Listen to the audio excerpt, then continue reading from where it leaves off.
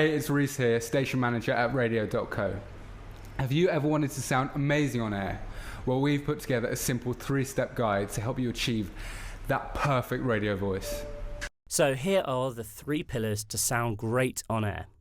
And this stuff is really important. Firstly, the most important thing of all is get to know your voice. I can't stress this enough, and I'm going to go into this in a little bit more detail in a moment. Reese is also going to talk to you about how to get to know your microphone, and also it's important that you use a good one. We come across a lot of internet radio stations that use poor quality microphones, perhaps one of those PC headsets. They're just great for talking to people on Skype, but they're not really designed as radio broadcasting tools. So pick up a good microphone. They're relatively inexpensive these days. Also, audio processing. This is a great way to give your voice a little bit more punch and a little of added presence. And again, Reese is going to show you a box of tricks that you can go out and buy. Perfect for home studios. It's not too expensive. And this is really a professional tip. Every single commercial radio station that I've ever dealt with has always used audio processing to enhance the presenter's vocal presence, if you like. Now, you and your voice. Firstly, you can't change your voice. Remember this. If you try and purposefully sound too different, it's going to backfire on you. And you can end up just sounding kind of weird and off-putting, as listeners are going to know that there's something that's not quite right when they hear the guy on air who perhaps is trying to sound all radio DJ like the guys did in the 1980s. Things have moved on since then. There is no set way or expected sound of a disc jockey. And, everyone's different, and that's a good thing. People want variety. People don't want to hear this kind of cheesy radio disc jock style from the 1980s anymore. And anyone who's stuck in that past trying to still sound like that, you're not really going to get very far these days. So it's important that you just be yourself, but also learn about your voice as well. Speak conversationally and don't rush. This is a big thing. I'm so guilty of this myself, and you have to just sometimes remember to breathe and take things at a steady pace. If you try and rush through things too much, people just kind of get put on edge and it doesn't sound natural. Because, ultimately, when you're having a conversation with someone, let's say you're sat with a friend in your kitchen, you're not rushing through things when you're talking to them. So why do it on air? Sometimes, if you try and get too much out in one sentence, it just ends up kind of getting all jumbled up and doesn't really make any sense to the listener. But having said that, if you speak too slowly, it can end up just sounding a bit boring. Sometimes you've turned on a radio show, sometimes it's like late night community radio, and the guys are sat there like, so today I had a great day. You don't want to be doing that. You want to be kind of picking up a nice natural pace that sounds kind of conversational, works well with your voice, and it's going to be appealing to the listener. So finally, be clear. Remember to dot your I's and cross your T's.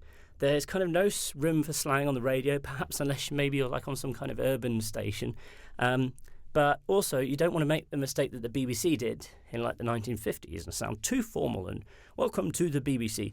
Because these days, it's about sending friendly and approachable as if your listener was really right there in front of you, all right? And remember to refer to them in the first person rather than referring to all of the listeners out there. You should be saying, well, thanks for listening. I hope your day is going well. This kind of stuff really resonates with people who are tuned in on the other end.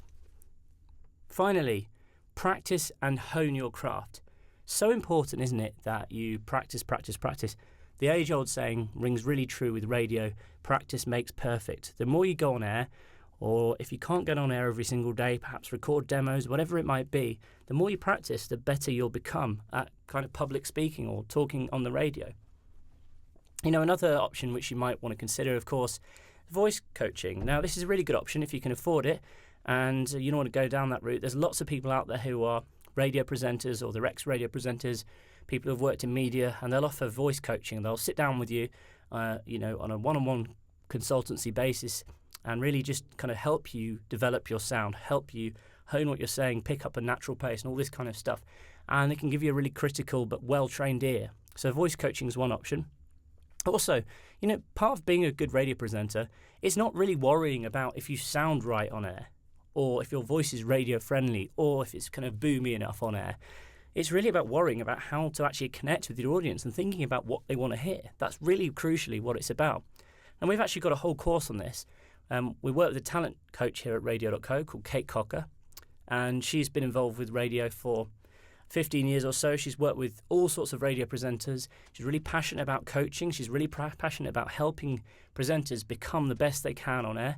And she's put together a course which you can go and purchase at Radio.co/courses called How to Be a Better Radio Presenter.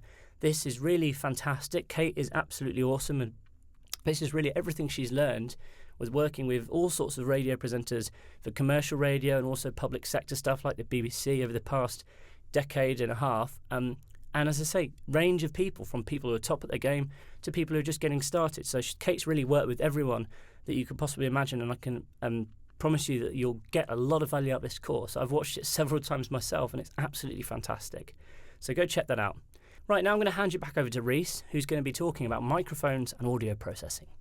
Okay, so next up in this video is the microphone and choosing the right one for you and your voice. Now, in our experience, we find that condenser mics are the best option. They often depict your voice in a brilliant way. Now, they are actually pretty sensitive, but we find that they add real character to your output. This microphone, which I'm talking into actually, is the Neumann TLM one, which is actually industry standard across the UK. I think it retails for about $1,000. There are also cheaper alternatives available. This, for example, is the Behringer B-1, and this is the Blue Spark. Both are well priced and provide good, low-cost condensing options. There are some typical rookie errors which people have when talking into the microphone.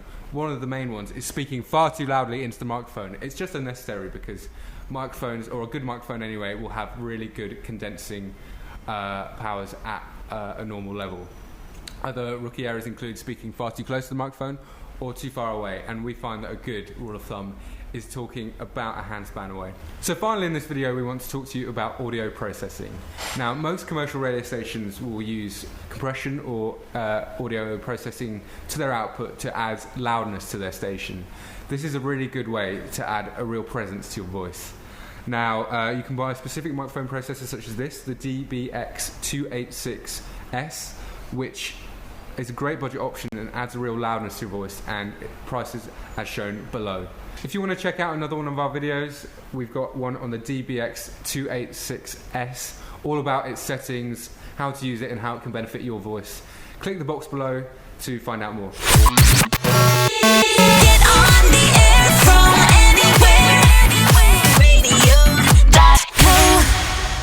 If you are yet to start your internet radio station, make sure you check out Radio.co. For your free 7-day trial, go to try.radio.co now.